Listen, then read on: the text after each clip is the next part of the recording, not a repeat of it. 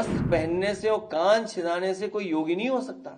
आदरणीय पूजनीय रामभद्राचार्य जी पर 420 का मुकदमा था, वो वापस लिया था। मुझे उन्हें जेल भेज देना चाहिए था। कभी कभी विचारों को लेकर के कुछ झगड़े हो जाते हैं, लेकिन अब इस सीमा पर चले जाएंगे। हमारी गीता में लिखा है कि माया में रह करके माया से दूर हो, और जो दूसरे का दुख अपना दुख समझे वो है योगी। और गुरु नानक जी ने कहा कि वस्त्र पहनने से और कान छिदाने से कोई योगी नहीं हो सकता।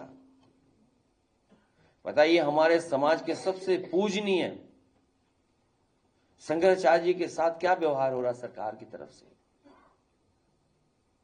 ये जो एक्सरसाइज हो रही है अभी हाल फिलहाल जो आपको देखने को मिल रही है कि अचानक कुछ लोग निकल पड़े हैं सम्मान देने के लिए। जिस समय शिखा को पकड़ करके अपमानित किया जा रहा था, उस समय ये लोग कहां थे? उसी समय उन्हें जाना चाहिए था संगम किनारे। हमारे पूजनीय शंकराचार्य जी कई दिनों धरने पे बैठे रहे वहां पर। उस समय सर्दी पीक पे थी। अब तक की जो हमारी पूरा इतिहास जो है, पौराणिक व्यवस्था है, सनातनी व्यवस्था में कहीं किसी शंकराचार्य को गंगा स्नान से रोका नहीं गया होगा। लेकिन ये पहली बार हुआ है सरकार में कि उन्हें स्नान करने से भी रोका गया। जो हमारी आध्यात्म की, हमारे सनातन धर्म की त्रिवेणी है। और अब तो ये सरकार एक कदम आगे निकल गई है।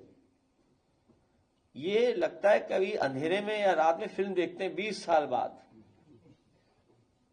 हर बात इनको 20 साल बाद पता लगती है।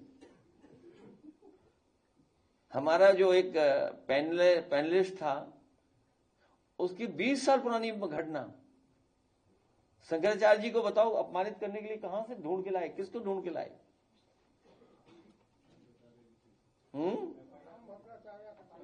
हाँ, हालांकि आदरणीय पूजनीय सम्मानित आदरणीय राम भद्राचार्य जी के बारे में बोलना नहीं चाहिए कुछ भी, लेकिन अगर उनका चेला है ये, अगर उनका ये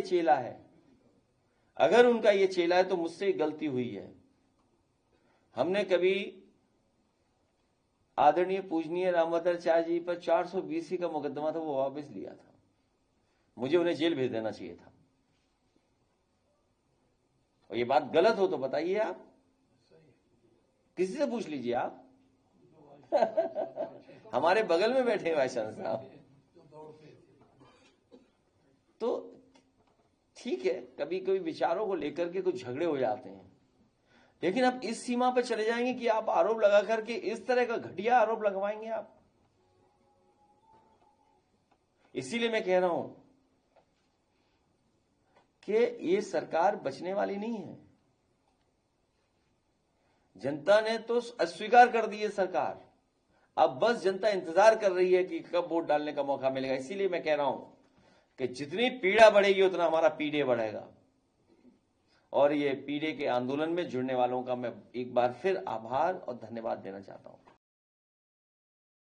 राजनीति हो या क्रिकेट, देश विदेश की ब्रेकिंग हो या आपके मोहल्ले की बड़ी खबर, सब मिलेगा एक ही ऐप में, सबसे तेज और भरोसेमंद। अभी डाउनलोड करें दैनिक भास्कर डिजिटल।